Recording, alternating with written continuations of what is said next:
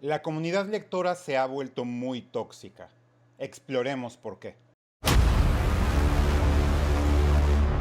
Hola, bienvenidos a Esto No Es un Spoiler. Mi nombre es Joaquín y te recuerdo que ya puedes preordenar mi primera novela, Un refulgente mundo ignoto, disponible exclusivamente en Amazon. Te dejo los links abajo. Hablemos de la toxicidad en la comunidad literaria últimamente. Y todo esto me llamó la atención a raíz de un incidente que se dio a conocer esta semana. Al parecer hay una escritora italiana que escribe en inglés romances que se llama Ellie Hazelwood, de la que la única idea que tengo es que está como prendida de Adam Driver y escribió como una especie de fanfic de Star Wars que luego convirtió en una novela como de científicos, medio calentorra la novela, es lo único que sé. Pero se le ocurrió decir que uno de los personajes principales de los Juegos del Hambre era un inútil y que prefería al otro interés de la protagonista.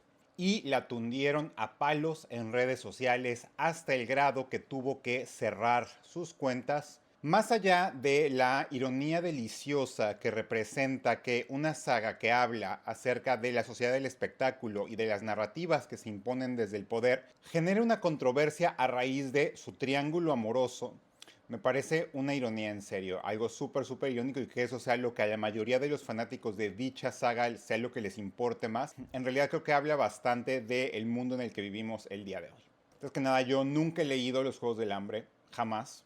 Para que se den una idea de mi edad, Harry Potter se puso de moda cuando yo iba en la secundaria. Crepúsculo se puso de moda cuando mi hermana, a la que le llevo 8 años, iba en la secundaria. Entonces los Juegos de Hambre es algo muy posterior a mí. Entonces no entiendo por qué generó tanta reacción en una reacción tan vehemente, pero digamos que ese no es el tema.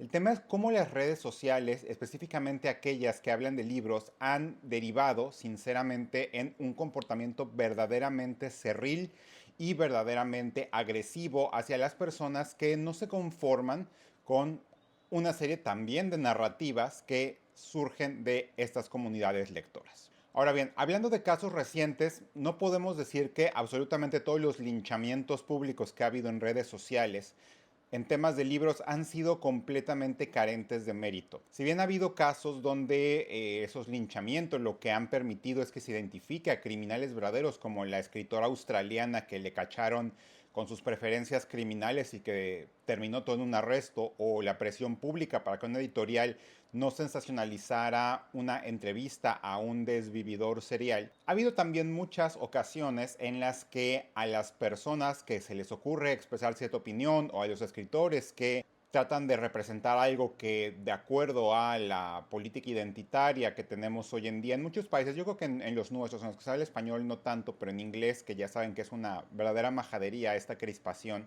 ha generado en que los tundan verdaderamente a palos, ¿no? Y que ha generado un discurso bastante tóxico en cuanto a qué es lo que sabe acerca de los libros, y mucho se ha movido a verdaderas campañas de acoso hacia los autores. ¿Qué viene todo esto y por qué ha ocurrido? Y obviamente yo creo que el culpable, no el culpable, sino la causa principal es este mundo de redes sociales, ¿no? Cuando empezaron las redes sociales existía, como siempre que se piensa de forma utópica en ese tipo de conexiones y demás, en que la gente iba a poder llegar a este mundo feliz de comunidad y de respeto y de amor mutuo, etcétera, etcétera. Cuando al final lo que acabó es que todo el mundo terminó clavándose en silos donde las opiniones contrarias no son bien recibidas, y además las opiniones como que se refuerzan entre sí. Y es algo bien curioso. Yo creo que eso lo protege verdaderamente el anonimato de las redes sociales. Y eso es lo que hace que la gente como que se enganche, que la gente se envalentone a llegar y juntarse entre ellas a tundir a palos a los escritores o a las personas que se les ocurra decir algo que no esté en boga precisamente con lo que dice dicha comunidad.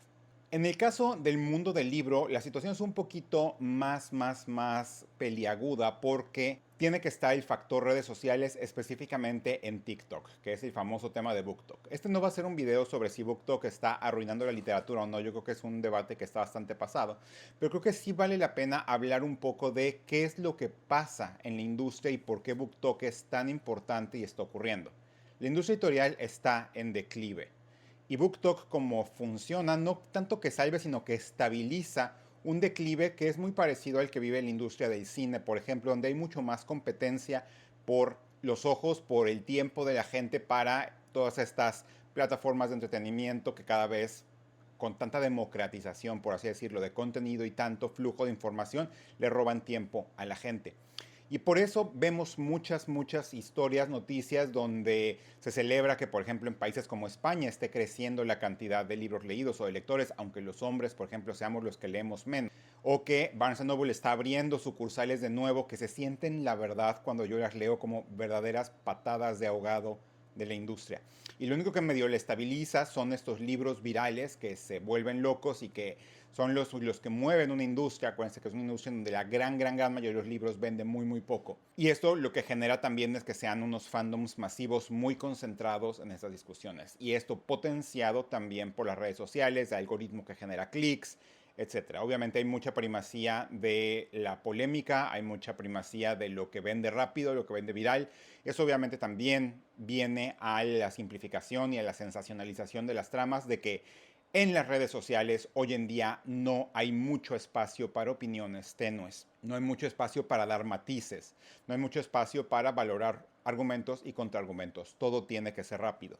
Si a esto le añadimos el factor anonimato, el factor de que la gente se siente como arropada en una comunidad donde la gente comparte su fandom, genera todos estos hilos bastante tóxicos donde las opiniones contrarias son completamente desvaloradas, y cuando una persona pública las dice, en este caso como en el de los Juegos del Hambre, verdaderamente pasa una reverenda pelotera. Entonces creo que habla mucho del mundo que vivimos hoy en día, habla mucho con mucha ironía, ¿no? De que verdaderamente se armaron los Juegos del Hambre contra Ellie Hazelwood.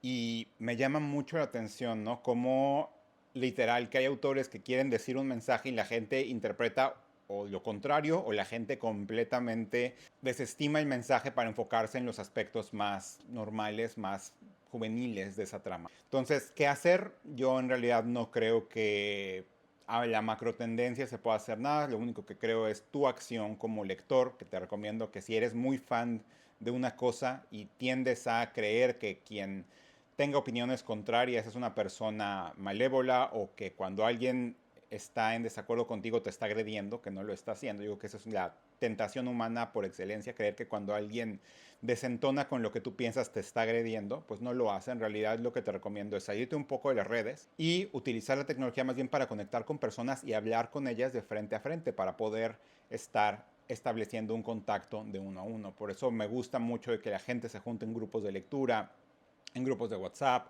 donde la gente se conozca más y pueda hablar de tú por tú en vez de agarrarse a toda la mole, a toda la masa de las redes sociales. ¿Qué opinas? ¿Tú crees que efectivamente esta toxicidad en las redes sociales de veras está fuera de control? ¿Qué crees que es lo que lo está causando y cuáles son las soluciones que tú estás viendo para este tipo de casos? Cuéntame en los comentarios y nos estamos viendo en la próxima. Muchísimas gracias.